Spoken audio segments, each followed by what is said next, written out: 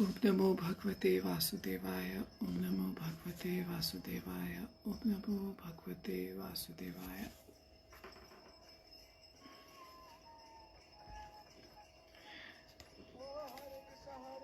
Welcome to today's reading from Brilliant as the Sun, a retelling of Srimad Bhagavatam Canto 3, Part 2, Two Avatars. We're going to read from chapter 28 today. Kapil describes devotional yoga.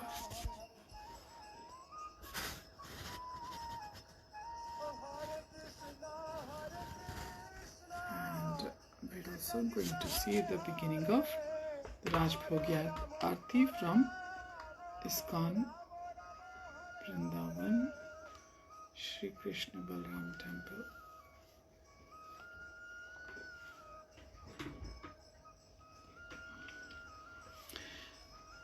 So yesterday Kapil, Shri Krishna Radha Madhav ki Jai, Radha Madhav ki Jai, Shri Lalita Shri Shakha ki Jai. So yesterday it was described, Shri Prabhupada ki Jai, how Kapil was describing the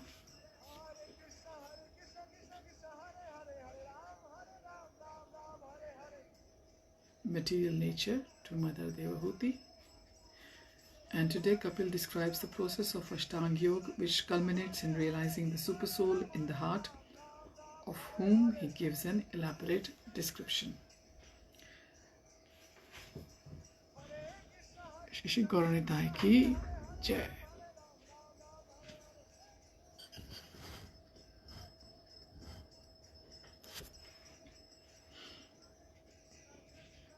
The next day, soon after sunrise, the maidens set up seats for Devahuti and Kapila on the palace veranda beneath a porch inlaid with many painted panels depicting Krishna's pastimes. They also spread out cushions on the mosaic terrace for Devahuti's girlfriends, who with their mistress waited expectantly for Kapila's return. Shri Shri Krishna Balaram ki Jai. See the beautiful visuals.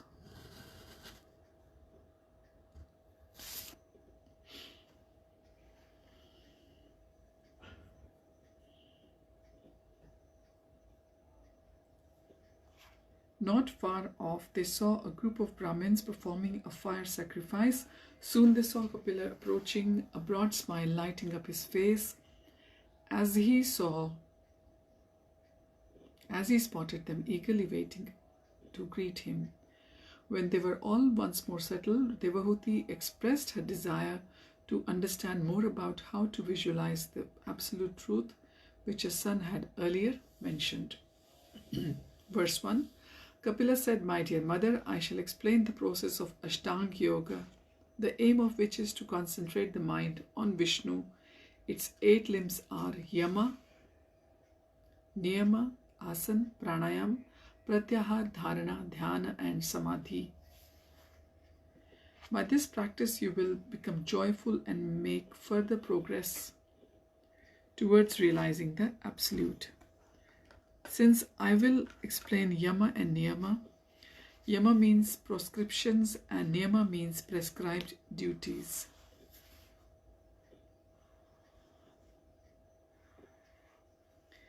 Let us start with Niyamas. If one identifies with the material body, he must perform the social and occupational duties.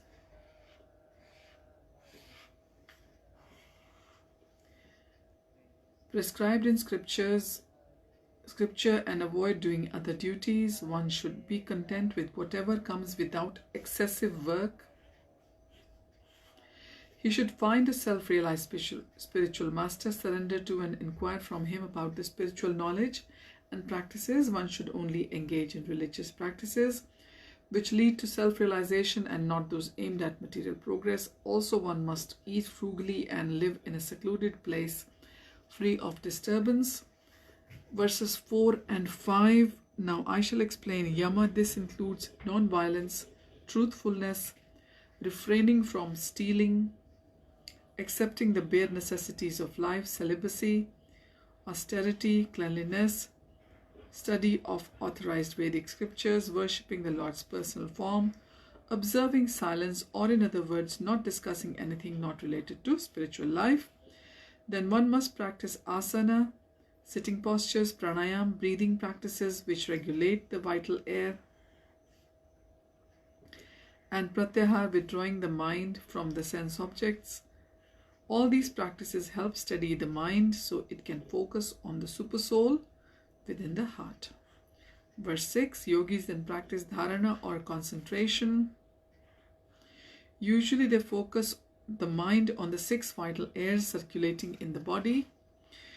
While doing so, they meditate on Krishna's spiritual pastimes. This develops into meditation or dhyana, and then a state of total spiritual absorption known as samadhi.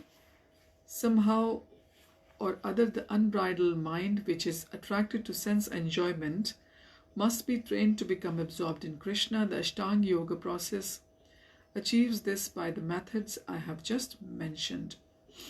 However, samadhi can also be achieved by other processes. For example, in Bhakti Yoga, one can hear about and glorify Krishna and his pastimes and thus become absorbed in their thought.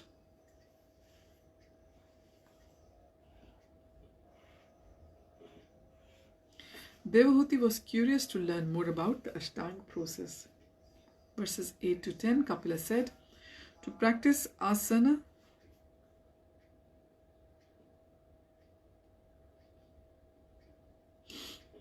the yogi spreads a seat of deer skin covered by kusha grass and a cotton cloth in a secluded and clean place.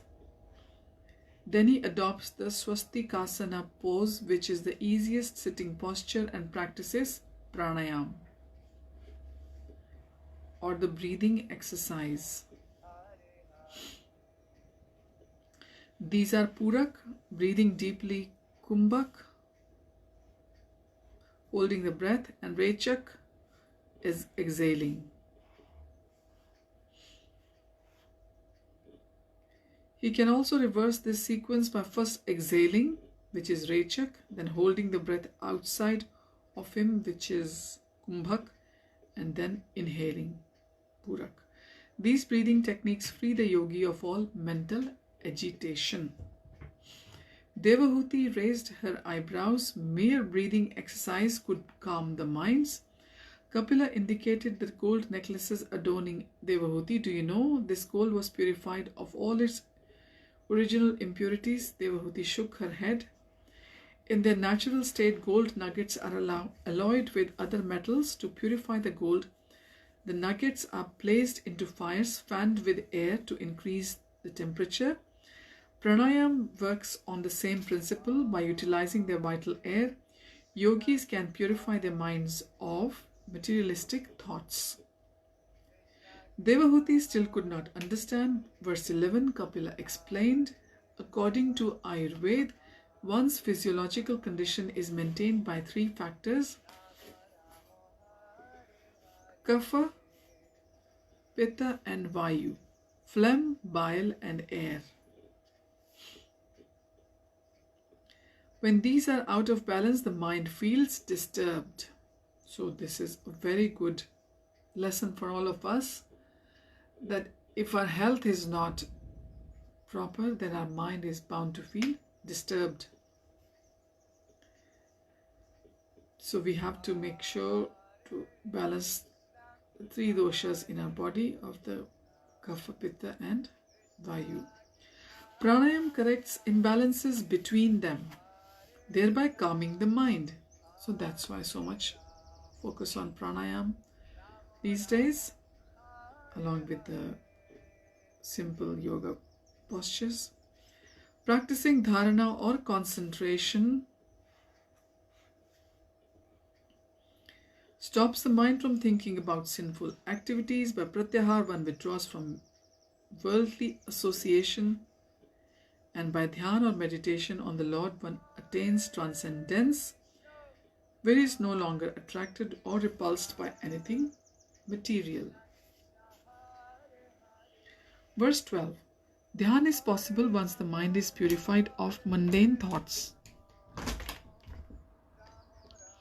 To execute it, one must concentrate on the tip of the nose with half-closed eyes and focus the mind on Vishnu's form.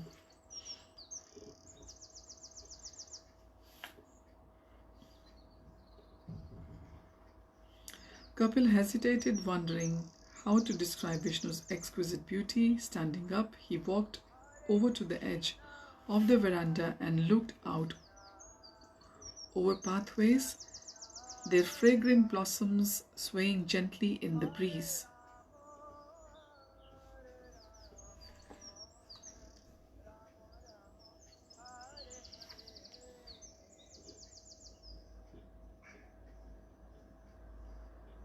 Gardens.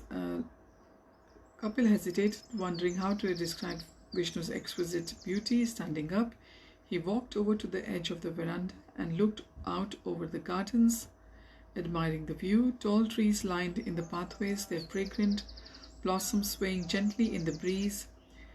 Beneath the veranda was a shimmering pond covered with red and blue lotuses. Rainbow-colored fish darted around their stems, and humming bees hovered over the flowers. Kapila sighed, appreciating how nature reflected Vishnu's beauty. He beckoned his mother to join him. When she was standing by his side, he pointed to the pond. Verses 13 to 17. Vishnu's smiling face rivals the beauty of those delightful lotus flowers. The reddish tint resembles the ruddy tinge of his eyes, and his swarthy body is of the same hue as the blue lotus. So, Lord's smiling face rivals the beauty of those delightful lotus flowers.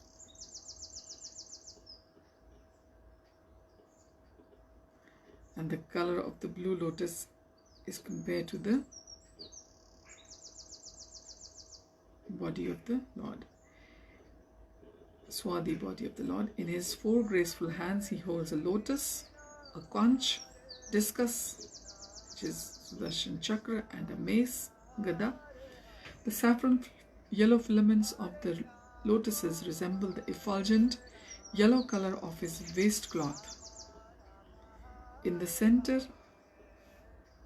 of his chest is a curl of white hair known as Srivatsa. Around his neck hangs the brilliant Kaustubh gem and a garland of fragranced forest flowers surrounded by a swarm of bees.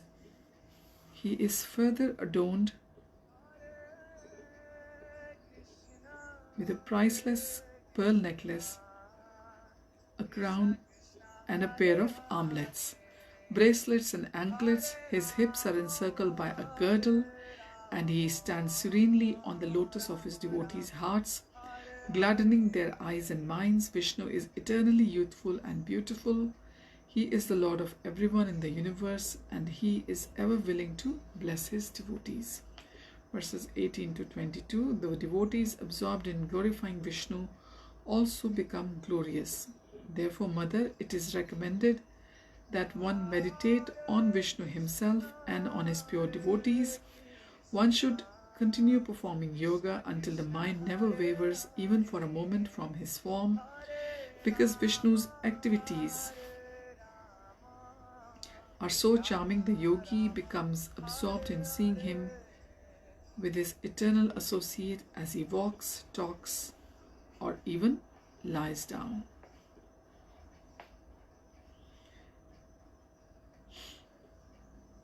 To cultivate an attraction for Vishnu's personal form, it is best to meditate upon him limb by limb rather than contemplating on his whole body. One should first concentrate on his feet, whose soles are adorned with marks of thunderbolt, gourd, banner, and lotus. His ruby-colored toenails are as brilliant as moonshine. This meditation frees the yogi from the ignorance and misery of material existence. This is how we should visualize the Archa Vigraha or the Murti form of Lord when we go to the temple. Verses 22 to 23, Shiva has become more auspicious by bearing on his head the holy waters of the Ganges which washed Vishnu's feet. The thunderbolt on those divine feet shatters the mountain of sinful desires accumulated in the conditioned soul's heart.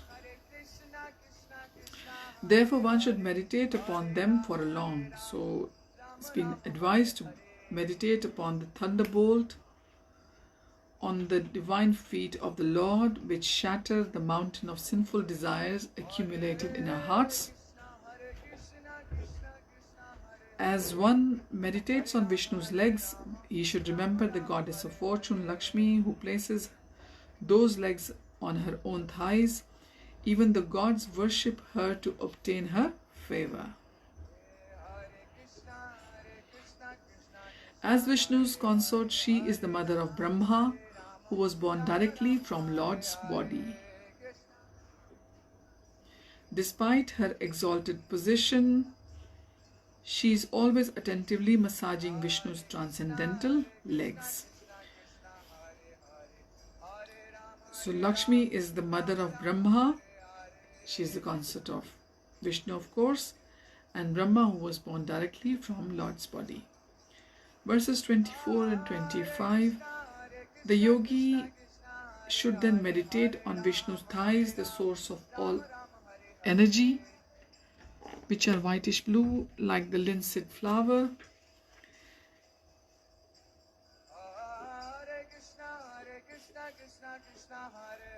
They appear most graceful when the Lord sits upon Garuda's shoulders. Next, the yogi should focus upon Vishnu's rounded hips draped with an exquisite yellow silk cloth hanging to his ankles. Encircled by a girdle, the yogi should then meditate on Vishnu's moon-like navel in the center of his abdomen, the foundation of the universe. The cosmic lotus, which contains the planetary systems, sprang from here and is the residence of Brahma, the firstborn being in the universe. Then the yogi should concentrate his mind on Vishnu's nipples. They resemble a pair of exquisite emeralds, but with a tinge of white, due to the rays of the milk-white pearl necklaces adorning the Lord's chest. Verses 26 to 27, the yogi should then focus on Vishnu's breast, goddess Lakshmi's residence, which gives transcendental pleasure to the mind and fully satisfies the eyes. After that, he should meditate on Vishnu's neck, which enhances the beauty of the kaustubh gem hanging from it.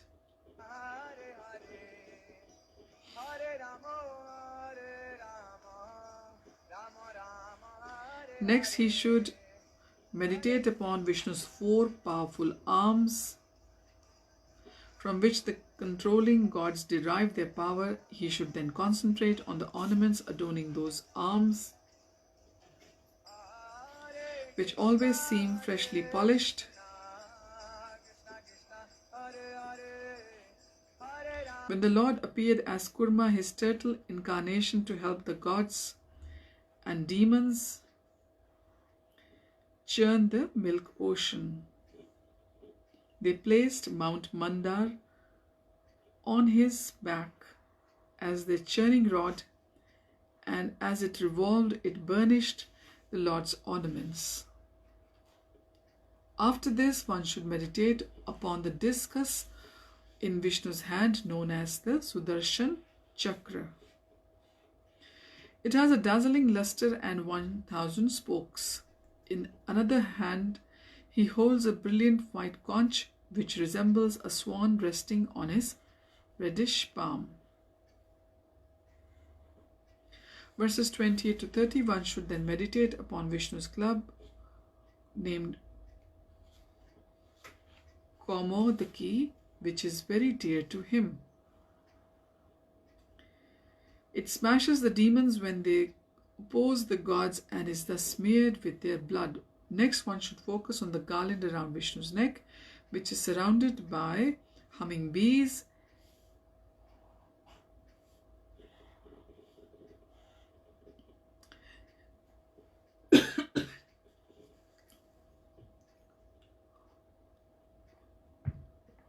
excuse me, by the humming bees, and then one should meditate on his pearl necklace, which represents the pure living beings engaged always in his service. Then yogi comes last to Vishnu's face, as attractive as a lotus. He appears in this world out of compassion for his devotees, who are always anxious to see him. His nose is raised and his spotless cheeks are illuminated by his glittering shark-shaped earrings. As they swing back and forth, this is described in the Damodar Ashtakam as well. Remember when we sing it during the Damodar month, when we worship Lord's baby form. Of course, while meditating on Vishnu's handsome face, the yogi should contemplate his curly hair, lotus petal eyes, and dancing eyebrows. So starting from the feet, one comes finally to Lord's face, and then one can contemplate on Lord's curly hairs, lotus petal eyes, and dancing eyebrows.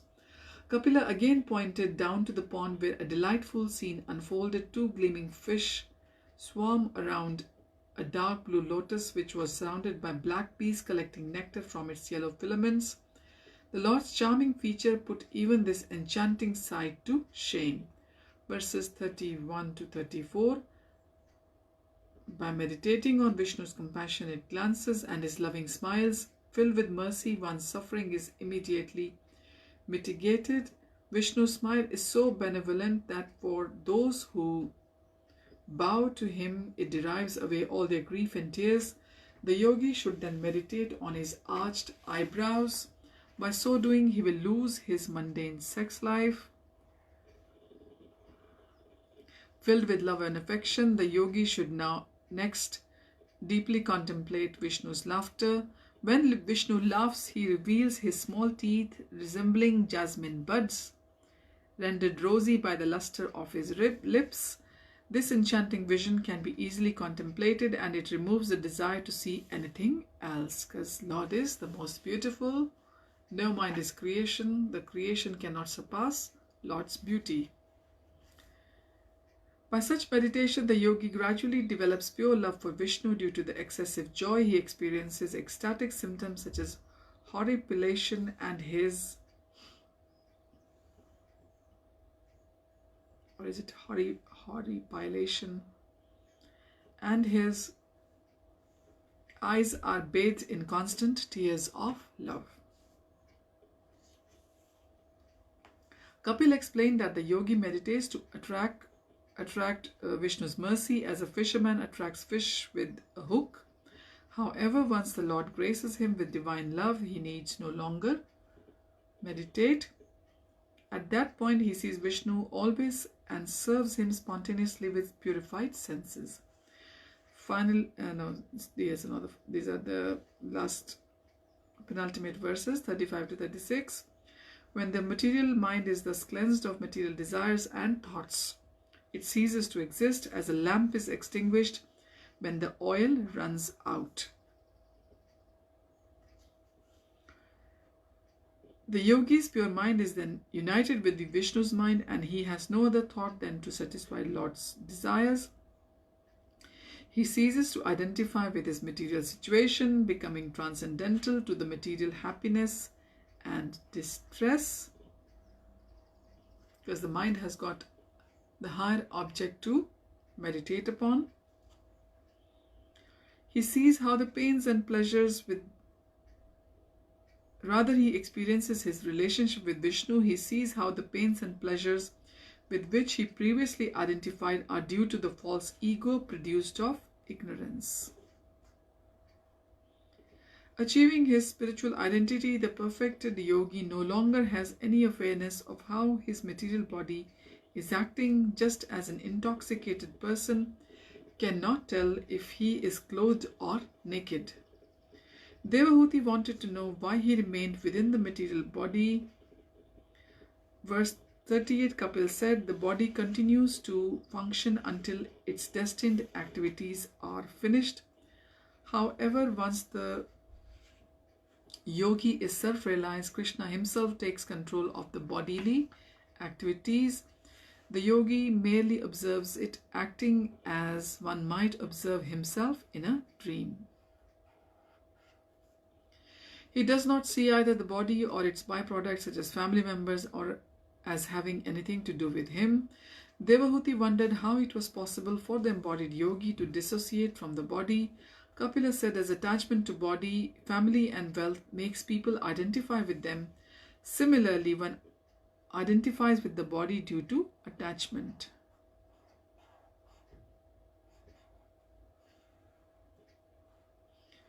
However, just as one easily see he is not his money or his family member, similarly one liberates from material attachment, realizes he is not his material body.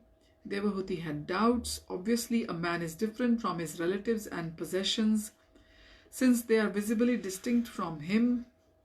The body and the senses, however, seem integral to the self. If one were somehow separated from them, would he not then cease to exist as a person, possibly even merging with Vishnu? Verse 40, Kapila drew her attention to the Brahmins not far off who were chanting mantras as they poured ladles of ghee into the sacrificial fire. The flames leapt, cutting through the billowing black smoke and sending out flying sparks. Verse 41, Mother, note how the flames, the smoke and the sparks are all different from one another. And yet they are intimately connected because they are part of the same fire. Similarly, Vishnu, who is like the whole fire and who is the witness in all hearts, is different from the individual souls who are compared to the sparks. So the individual souls are compared to the sparks, and Vishnu is like the whole fire, and he is the witness in all the hearts. Although they are combined in the conditioned states, the souls are different from the body, senses and mind, which are compared to the smoke. So the body, senses and mind are compared to the smoke. Lord is compared to the fire. And we have got the spark of that, the whole fire, which is the soul sitting, that is our consciousness. Devahuti wanted to know more about self-realized yogi. Could he also see God? Verse 42, Kapila pointed again to the Brahmin sacrificial fire. The yogi sees the super soul in everything and everybody. He also sees all living beings, all living entities equally, whether they be in the body of an ant or a god. He sees that souls inhabiting the different bodies are qualitatively the same as small part and parcel of Krishna, because the size of soul is same, whether it is in a small ant or whether it is in a giant elephant or a gorilla. Devahuti raised her eyebrows. The souls who become gods are the same as those who inhabit insect bodies. Verse 43, Kapila said, the example of fire can also help explain this. Fire is the same whether it manifests in a log or a small twig. However, when exhibited in a log, it seems like a big fire, and when in a twig, it seems small. Factually, fire is the same everywhere, but it appears bigger or smaller depending on the fuel. Similarly, all souls are material body. They exhibit greater or less. However, depending on the material body they exhibit greater or less influence. Verse 44, achieving self-realization, the yogi overcomes the deluding influence of the material energy, which is both the cause of the cosmos as well as the forms and phenomena it presents. This is only so of the cosmos as well as the forms and the phenomena it represents. Noting, and this is only possible by Lord's grace, of course, noting that the sun was high in the sky, Kapila rose to leave. He reassured his mother that he would return later in the day after his noontime prayers were complete. After light lunch, Devahuti sat with her girlfriends on the veranda to discuss the morning's conversation. So we'll continue with next chapter, which is chapter 29, Bhakti Yoga, next time. Thank you for joining in today's reading with these beautiful transcendental visuals of Shri Shri Radha Shyam Sundar, Shri Shri Lalita and Shri Shri Vishakha from Krishna Balaram Temple. I'll take leave of you. Please look after yourself, take care, chant and be happy. And remember, we are the sparks of the Absolute. The analogy was given of a fire. So of the whole fire, we are just the sparks. And we should see that in each one around us, whether it's in the human form or the animal or plants or trees.